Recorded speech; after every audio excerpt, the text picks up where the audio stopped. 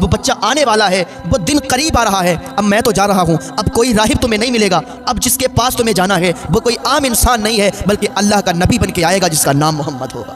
حضرت سلمان فارسی کی بھی عجب داستان ہے۔ حضرت سلمان فارسی بیان فرماتے ہیں اپنے ایمان لانے کے پہلے کا وقت۔ السلام علیکم ورحمۃ اللہ وبرکاتہ۔ امید ہے آپ لوگ سب خیریت سے ہوں گے۔ میں بھی الحمدللہ اللہ کا لاکھ لاکھ شکر ہے، احسان ہے، خیریت سے ہوں۔ آج انشاءاللہ جس ویڈیو ریئیکشن آ رہے ہیں دوستو، بڑا پیارا بیان ہے۔ یہ بیان ہے ہمارے پیارے آقا نئی پاک صلی اللہ تعالیٰ عنہ کی سیرت مبارک پہ۔ دوستو بڑا امپورٹنٹ بیان ہے، اس کو پورا اینڈ تک ضرور سنیے گا، پورا اینڈ تک سنیے گا اور غور سے سنیے گا تو انشاءاللہ آپ کی دل کی دنیا بدل جائے گی، کیونکہ یہ ہمارے پیارے آقا کا بیان ہے۔ تو آئیے پہلے پورا فل ویڈیو ہم لوگ دیکھتے ہیں اور اس کے بعد بات کرتے ہیں۔ ویڈیو اچھی لگا کر دوستو تو شیئر تو کیا کریے اور ایک لائک ہی بنتا ہے، کیونکہ دوستو ویڈیو بنانے میں بڑا وقت لگتا ہے، محنت جاتی ہے، تب جا کے ایک ویڈیو بنتی ہے۔ تو ہمارے حوصلہ افزائی بڑھایا کریے، ہمارا حوصلہ بڑھایا کریے، ہمیں سپورٹ کیا کریے، چینل کو جتنا ہو شیئر کیا کریے۔ تو چلیے آئیے پہلے ہم انشاءاللہ یہ ویڈیو دیکھتے ہیں ہمارے پیارے کا نئی پاک صلی اللہ تعالیٰ وسلم کے اوپر۔ یہ پورا ویڈیو ہے، پھر اس کے بعد انشاءاللہ بات کرتے ہیں۔ وہ بچہ آنے والا ہے، وہ دن قریب آ رہا ہے۔ اب میں تو جا رہا ہوں، اب کوئی راہب تمہیں نہیں ملے گا۔ اب جس کے پاس تمہیں جانا ہے وہ کوئی عام انسان نہیں ہے، بلکہ اللہ کا نبی بن کے آئے گا جس کا نام محمد ہوگا۔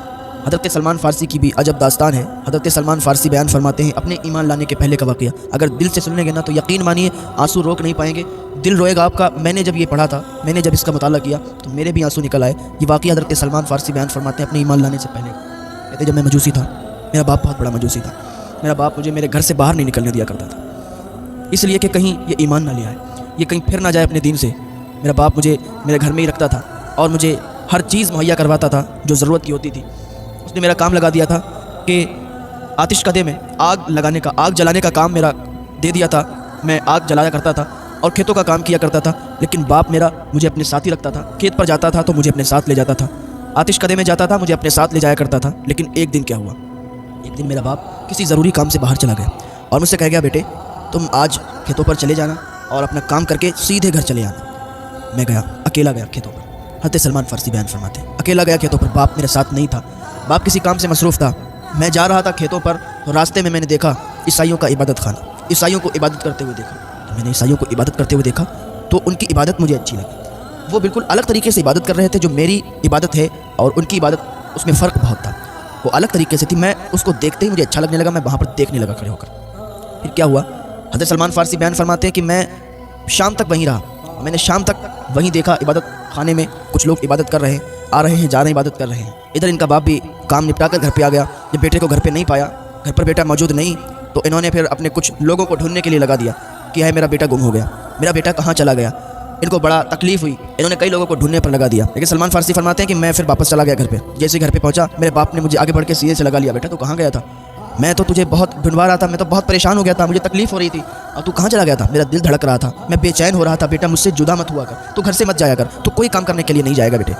سلمان فارسی کہتے ہیں میں نے کہا ابا میں گیا تھا نا، راستے میں میں نے ایک عبادت خانہ دیکھا جو عیسائیوں کا عبادت خانہ تھا۔ اس عبادت خانے میں لوگ عبادت کر رہے تھے، عیسائی نماز پڑھ رہے تھے، وہ مجھے الگ طریقے کی نماز لگ رہی تھی، الگ طریقے کی عبادت لگ رہی تھی، مجھے بہت اچھا لگ رہا تھا۔ مجھے ایسا لگتا ہے کہ میرے دین سے بہتر ان کا دین ہے۔ اس کے باپ نے سمجھ لیا کہ لگ رہا ہے اس پر اثر پڑ گیا ہے۔ اس کا باپ کہنے لگا بیٹا مجوسیت ہی سب سے اچھا دین ہے اور مجوسیت سے کبھی مت پھرنا، اور ان کا دین بہتر نہیں ہے۔ لیکن سلمان فارسی کہتے ہیں میں نے کہا بابا ان کا ہی دین مجھے بہتر لگا، میں نے ان کی نماز ان کی عبادت بالکل الگ پائی، بابا مجھے مجوسی سے اچھا ان کا دین لگا۔ حضرت سلمان فارسی کو اس کے باپ نے بیڑیاں لگا دی، کہا یہ جو ہے بگڑ نہ جائے، تو گھر سے باہر نہ نکل پائے، بیڑیاں ڈال دی پیر میں، اور کہا سلمان اب گھر سے باہر جانے کی ضرورت نہیں ہے، تم بگڑنے لگے ہو اور مجھے ڈر ہے کہیں تم عیسائیت کو قبول نہ کر لو، عیسائیت اپنا نہ لو، عیسائیت دھرم میں نہ چلے جاؤ، اسی لیے تمہارے پیروں میں بیڑیاں ڈال رہا ہوں۔ حضرت سلمان فارسی بیان فرماتے ہیں میرے باپ نے میرے پیروں میں بیڑیاں ڈال دی، بیڑیاں پڑ گئیں۔ لیکن میں اس عبادت خانے کے راہب سے ملا تھا، میں نے اس سے پوچھا تھا مجھے یہ بتاؤ تمہاری مین جگہ کہاں ہے؟ اس نے کہا تھا ملک شام میں۔ جب میرے باپ نے میرے پیروں میں بیڑیاں ڈالیں تو میں نے کسی ذریعے سے اس تک یہ خط پہنچایا کہ جب ملک شام کوئی قافلہ جائے تو مجھے ضرور بتانا، یا ملک شام سے کوئی قافلہ آئے تو مجھے ضرور بتانا۔ کچھ ہی دنوں میں ملک شام سے ایک قافلہ آ گیا، اس نے مجھے خط پہنچایا کہ ملک شام سے ایک قافلہ آیا ہے، وہ کچھ ہی دنوں میں جانے والا ہے، اگر جاؤ تو آ جانا۔ حضرت سلمان فارسی بیان فرماتے ہیں کہ جیسے ہی مجھے خط ملا میں نے کسی طریقے سے اپنے پیروں کی بیڑیاں ہٹائیں اور چھپتے چھپتے وہاں سے نکلا، اپنے باپ کی قید سے باہر نکلا اور اس قافلے میں شریک ہو گیا۔ اس قافلے کے ساتھ چلتا رہا ملک شام پہنچ گیا۔ جب ملک شام پہنچا تو وہاں ایک عبادت خانے میں پہنچا، ایک جگہ پہنچا، وہاں کے لوگوں سے میں نے پوچھا کہ یہاں سب سے بڑا راہب کون ہے؟ سب سے بڑا عیسائیت کو ماننے والا اور اس پر عمل کر کے چلنے والا کون ہے؟ تو لوگوں نے بتایا فلاں راہب ہے، فلاں جگہ چلے جائیں۔ اس جگہ کو تلاش کرتے کرتے اس جگہ پہنچا، واقعی جیسا لوگوں نے اس کے تعلق سے بتایا تھا وہ راہب ویسا ہی تھا۔ میں اس کی بارگاہ میں پہنچا، میں نے کہا مجھے عیسائیت قبول کرنا ہے اور مجھے اپنے دین کے بارے میں بتاؤ، میں آپ کے پاس رہنا چاہتا ہوں، آپ کی خدمت کرنا چاہتا ہوں، مجھے اپنے دین کے بارے میں آپ بتاتے رہنا، میں آپ کی خدمت میں لگا رہوں گا۔ راہب نے کہا اچھی بات ہے، تم یہاں رہو اور خدمت کرو اور میں تمہیں عیسائیت کے بارے میں بتاتا رہوں گا، میں تمہیں نصرانیت کے بارے میں بتاتا رہوں گا۔ حضرت سلمان فارسی بیان فرماتے ہیں کہ میں وہاں رہنے لگا، لیکن وہ راہب پھر مجھے اچھا نہیں لگا، اس لیے وہ لوگوں سے مال اکٹھا کر لیتا تھا، جو صدقہ وغیرہ خیرات آتی تھی وہ اکٹھا کر لیتا تھا، بجائے غریبوں میں تقسیم کرنے کے وہ اپنا مال جمع کرتا تھا، وہ الگ چھپا کے رکھ دیا کرتا تھا، غریبوں کے حق کو ان تک نہیں پہنچاتا تھا، غریبوں میں تقسیم نہیں کیا کرتا تھا، تو اسی وجہ سے وہ مجھے اچھا نہیں لگتا تھا۔ لوگ اسے بہت بڑا سمجھتے تھے، لوگوں کو اس کی حقیقت نہیں معلوم تھی۔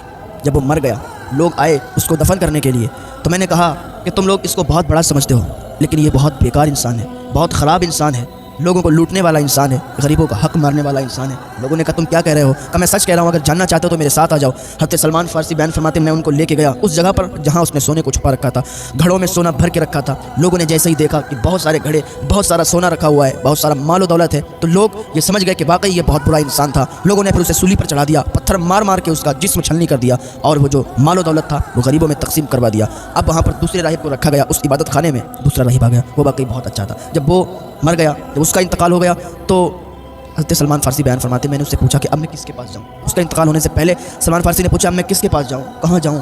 جو بہت اچھا راہب ہو، جو واقعی نیک ہو، جو واقعی لوگوں کا حق مارنے والا نہ ہو۔ اس راہب نے مجھے ایک جگہ کا پتہ دیا اور کہا وہاں چلے جاؤ، میری نظر میں اس سے بہتر کوئی راہب نہیں ہے۔ میں وہاں سے روانہ ہوا اور اس جگہ پہنچا جہاں اس راہب نے مجھے بتایا تھا۔ اس راہب کے پاس جیسے ہی پہنچا نا تو واقعی وہ مجھے ویسا ہی ملا جیسا اس نے بتایا تھا۔ اس کی خدمت میں لگ گیا، اس سے نصرانیت کے بارے میں پوچھتا تھا، وہ مجھے بتاتا تھا، ایک ایک بات مجھے بتاتا تھا، میں اس کی خدمت میں لگا رہتا تھا۔ ایک دن آیا کہ اس کا بھی انتقال ہونے والا تھا۔ میں نے اس سے پوچھا کہ اب مجھے کہاں جانا چاہیے، تو اس نے کہا کہ فلاں جگہ ایک راہب ہے جو بہت ہی اچھا راہب ہے اور اس کے علاوہ اور کوئی ایسا راہب نہیں ہے جو تم جس کے پاس جاؤ جو نیک ہو۔ تو میں اس کے کہنے پر اس کا انتقال ہو گیا، اس کے بعد میں اس راہب کے پاس گیا۔ اس طریقے سے میں راہبوں کے پاس جاتا رہا، اس راہب کے پاس گیا، اس کی خدمت میں رہا، واقعی وہ ویسا ہی پایا جیسا اس نے بتایا تھا، لیکن اس راہب کا بھی تھوڑے دنوں کے بعد انتقال ہونے والا تھا۔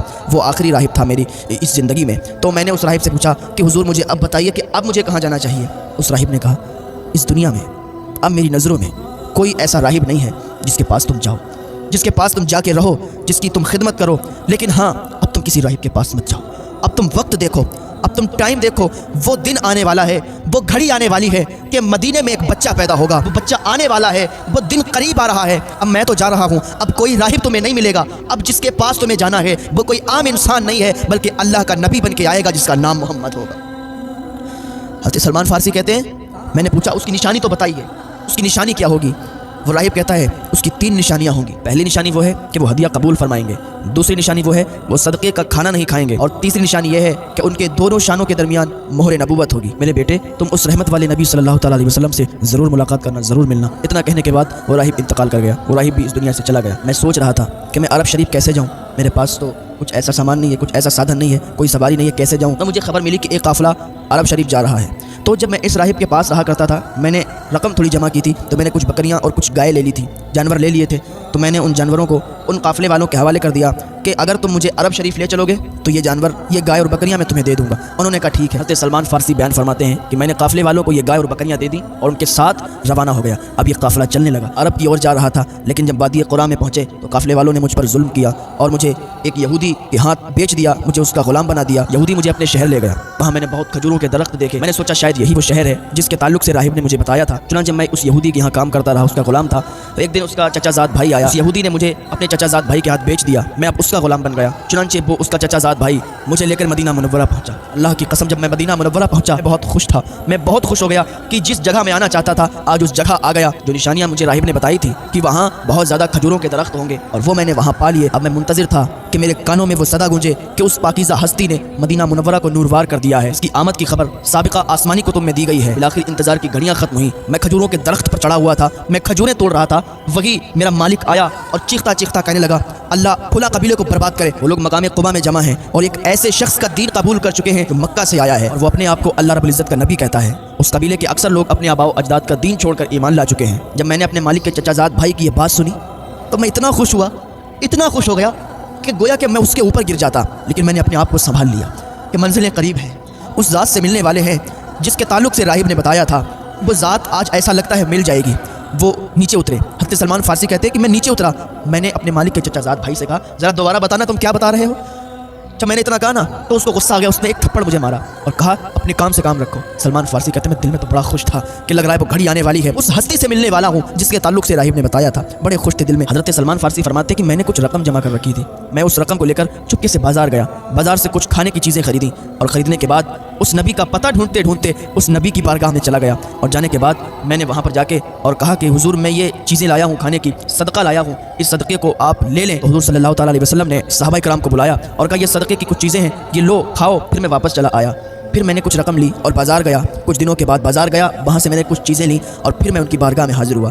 میں نے کہا حضور یہ میں کچھ چیزیں لایا ہوں آپ کے لیے, آپ کے صحابہ کے لیے, یہ کھا لیجئے.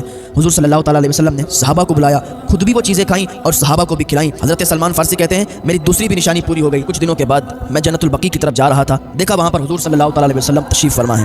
اب میرے دل میں تو یہ تمنا تھی کہ وہ آخری نشانی پوری ہو جاتی تو میں مطمئن ہو جاتا. 2 نشانی تو پوری ہو گئیں, آخری نشانی بچی ہے کہ دونوں شانوں کے درمیان مہر نبوت ہے. آپ صلی اللہ علیہ وسلم 2 چادریں اوڑھے تھے. حضرت سلمان فارسی بیان کرتے ہیں کہ میں حضور صلی اللہ تعالیٰ علیہ وسلم کے قریب گیا اور میں یہ سوچ رہا تھا کہ کاش کوئی ایسی ہوا کا جھونکا آ جائے کہ حضور کی چادریں اڑ جائیں اور جو مہر نبوت دونوں شانوں کے درمیان ہے اس کو میں دیکھ لوں, چوم لوں, حضور کے قدموں پہ گر کے کلمہ پڑھ کے مسلمان ہو جاؤں. کیونکہ آخری یہ نشانی بچی تھی, اس کے بعد وہ پوری نشانیاں پوری ہو جاتی. حضور نے ان کے دل کا حال جان لیا, دونوں چادروں کو پھینک دیا, سلمان دیکھ لے تو آخری نشانی پوری کرنے کے لیے آیا ہے, وہ آخری نشانی پوری کر لے.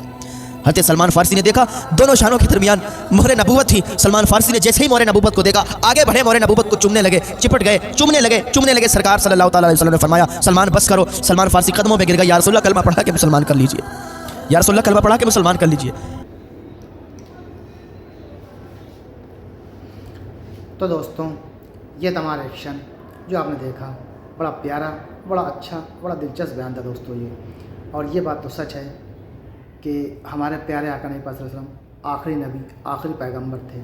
اب اس دنیا میں دوسرا کوئی پیغمبر, کوئی نبی نہیں آئے گا.